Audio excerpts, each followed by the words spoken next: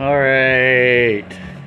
Well, I come out and stuck the intake on, punctured the tube of silicone, it squeezed out of the back of my hand, all over the front of my overalls up here. Brand new fucking pair too, pissing me off.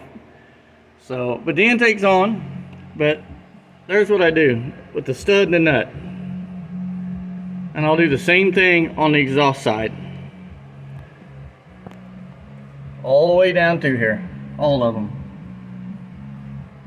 Same way. Yeah, I Goobervilled it, but all the way down. Gaskets are under there. I just waiting on my spreader bars to get here.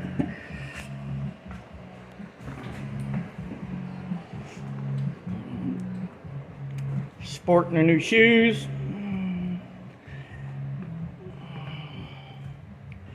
Step back away from it for a minute. Kind of see. Now, I'm going to hold this there like this so we'll see. If the video posts, then you know it worked. I'm 6 foot, flat-footed with no shoes on. Give me 1.5 inches more for my boots. But you can see where it's the top of the bed hits me about the ear. So, it sets a little higher than what I wanted, but that's okay. And then after talking to somebody that knew this project, I got the skinny on actually what the chassis is. It's a 74 K20, which makes more sense because if this was a 1 ton, the chassis are a little different and they're like 5/16 thick, where this one's like 1/4 inch thick. So, but 74, and then also I went to digging and got the numbers off the axles, so that kind of confirmed it. But I should have known it wasn't a 78.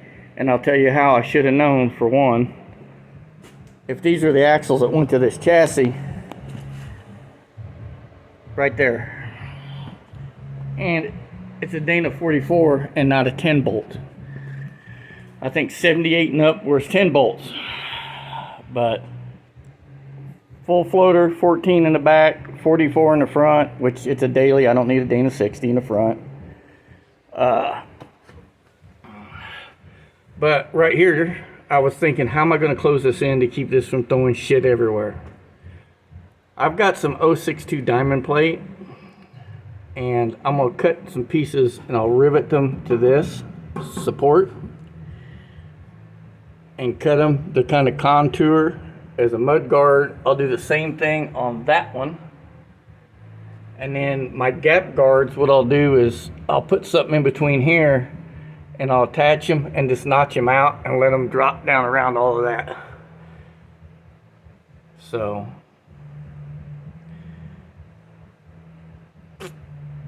and I got a set of gap guards for a square body, so they'll fit the contour of the frame a little bit better.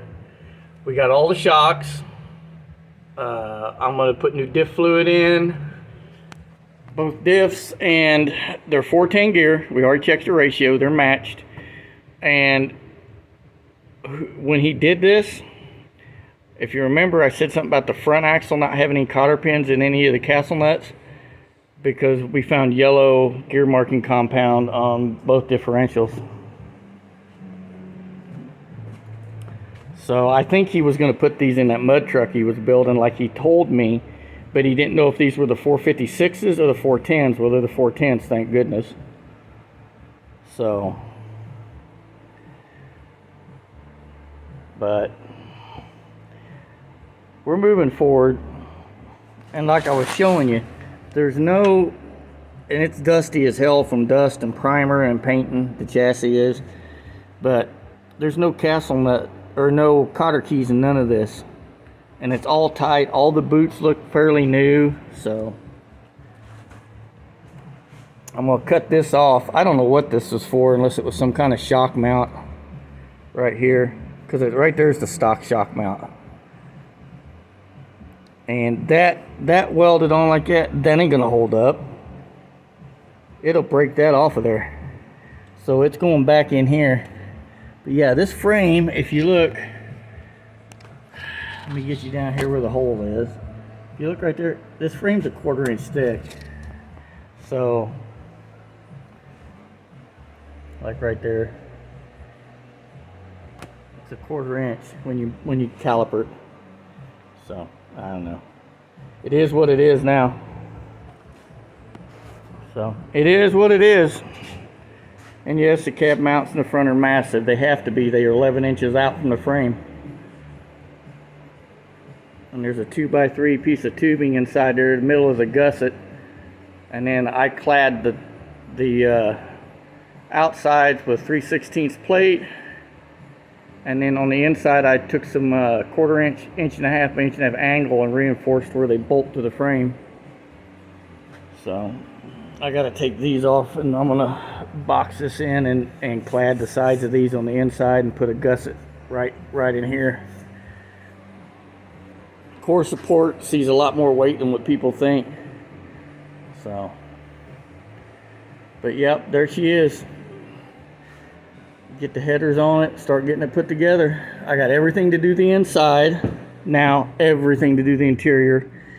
Inner fenders are all done and bed linered. They're ready to go in. I'm gonna try to paint the fenders Sunday. Today's Wednesday. It's supposed to be back up in the 70s this weekend. So I'm gonna try to get that done. And then I'm gonna take you out here. I want to show a few things on the S10 because people have asked me about shit when they see it. Alright, we all know it's a 509. What you don't know is I'm building a 532 for it. I've already bought a level 5 turbo 400 and converter from FTI. I'm going to use the same heads, only they're going to be, well, no, I'll probably stay with the 315s. I don't think I need to go any bigger than that. Might go to a 320. But I'm going to use Flowtech heads. I'm going to use, go to Howard's again for another cam, put a hydraulic roller in it.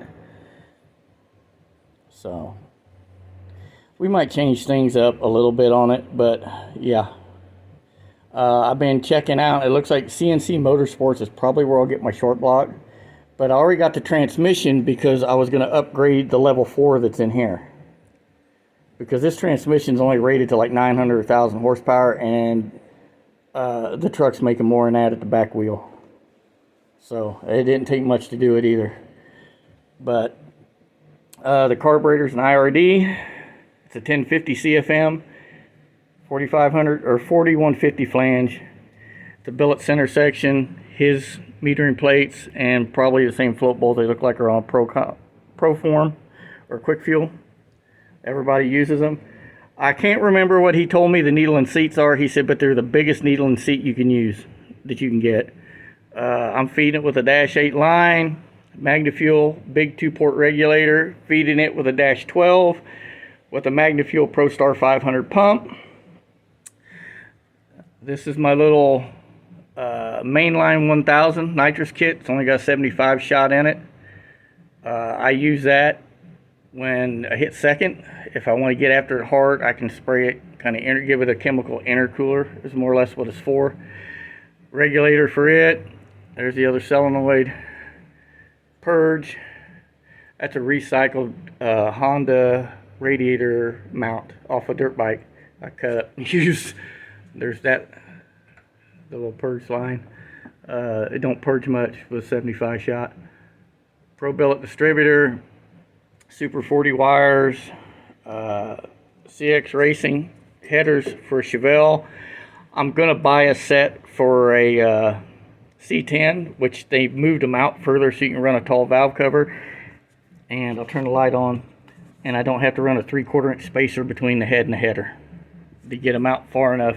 That's why those valve covers are no longer on this, because the V-band hit, and these 4 bolts down here were a bitch to get in because you had to go between the header tubes to get to them.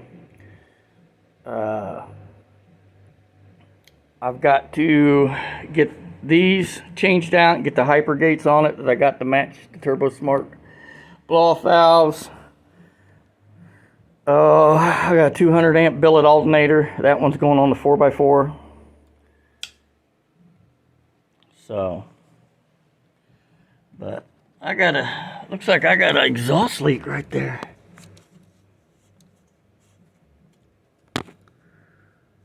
Exhaust leak on the wastegate or something.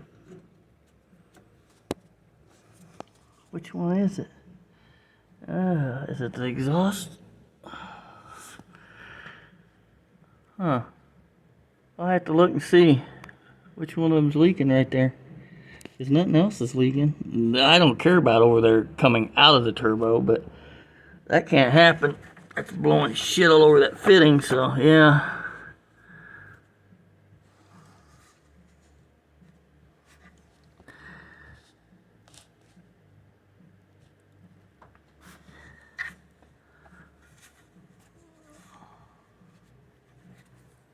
Looks like I might have a little leak on that AN fitting right there. I might have to snug that up.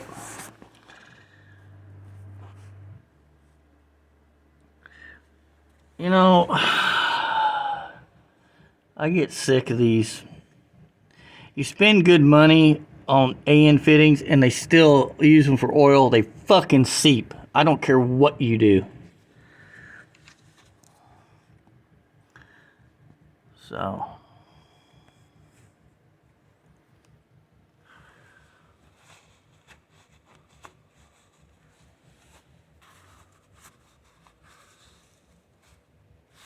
Go through there, check all the bolts on everything here. Real good. Make sure ain't nothing leaking. So, I can't believe these ain't rusted. But, it don't do bad for being a bunch of junk. You know. There's the money's all in there. The turbos weren't that expensive. I think they were like $500 a piece. And they're just Gen 2.5 VS Racing 7875s with a 125 AR. CX Racing adapters, and then the little elbow things there I made to kick the turbo over a little more to get it out. Especially this one, it's got a little more angle on it than that one does to get it away from the alternator. But it does pretty good for what it is. You don't need some fancy ass garage to build shit in either. I mean, look what I'm working in. And hopefully in 2 years I'm gonna tear this down, put a building up. But you don't need it. And for all you guys, look. See how much room I've got behind this head? Over there. Gee, many Christmas. Look at the dust on shit. I have to get in here and clean it off. Spray it down, wipe it all down real good. But I try to keep it covered up. I got 10 gallon of fuel for it sitting back here. I got 2 more gallon setting up on the front porch. I need to carry it back, but I've got 4 or 5 gallon cans. I think I've showed everybody what I run in this turd. But normally I run Evo 10, Sunoco Evo 10, which is 105 octane, just one more point. But the 260 GT Plus, it's 12% oxygenated, which helps cool the charge air. It also lets you put more fuel to it. 104 octane unleaded. Is it cheap? No. This shit is $95 for 5 gallon. And that ain't because of Biden. That ain't because of fuel. That's what it's been for the last 2 years. So, that's just what that shit costs. But I had a VP station up here, and we started running this on MS-109. And then I got where I couldn't get it. So then we had to switch it up. But as you can see, the shithole I work in, it's warm, it's dry, and it keeps me out of the weather, and that's all that matters. Okay? So, we bought this place and the house across the street at the same time. So, I wasn't real concerned. I looked at this and figured, you know what, I can make it work for a while. And we have. We've made it work for a number of years. So, But that's where we're at. I'm gonna go inside. I'm starting to get a little chilly out here. It's like 36 degrees. I'm getting cold, so I ain't got nothing but a hoodie on and overalls. But yeah, you can see where it's headed. And then there's the studs. I'll use for the same studs in the intake. I'll put in the exhaust, because when you get ready to take, all you gotta do is take the nuts and pull it off, slide it on. You're not torquing on the threads in this head, you're torquing out here. So, and I think I got, what do I need? Oh yeah, I got more. I got enough nuts. Cut the centers out of them with the hole saw for the lockouts to go through. 3 3/4 hole saw worked perfect. So I ain't using that fuel line. I'll put AN fittings on that car, on that truck for the fuel system. Transmission shit, advanced adapters, decal and paperwork for the adapter. But that's where I'm at, everybody. I'm gonna come out here, clean up Saturday, probably paint Sunday, let it cure up for a day or two before I handle it. And then once I get everything on the engine, I can put the fenders on, so I ain't climbing up and over and risk scratching the fenders, all the shit. I'll probably end up actually going in through the wheel wells to work on it. So, but that's where we're at, everybody. Stay safe, God bless, later.